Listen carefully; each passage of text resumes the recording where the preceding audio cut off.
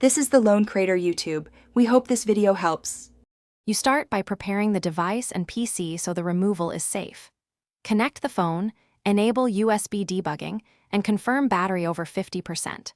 On your computer, install platform tools and plug the device in, then boot into fast boot mode using a DB Reboot bootloader.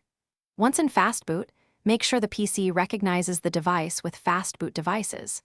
This immediate setup avoids bricked states and speeds up the uninstallation process. Now you replace Team Win Recovery by flashing the stock recovery. Download the exact recovery image for your model, verify checksum, and place it in the Platform Tools folder. Use Fastboot Flash Recovery. IM to overwrite TWRP. Watch for success messages. Once done, do not boot into recovery immediately unless instructed. Some devices require first boot to system. If required, use Fastboot Reboot or boot finish by clearing cache and rebooting to confirm normal operation. Use recovery wipes or fastboot commands as needed. If you hit boot loops or missing system issues, reflash full stock firmware or restore a recent backup, then retry flashing recovery. Make sure to avoid relocking the bootloader until you confirm stability, because locking can prevent future repairs.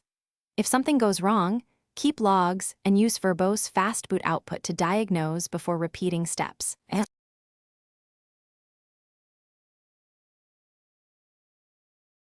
Thanks for watching.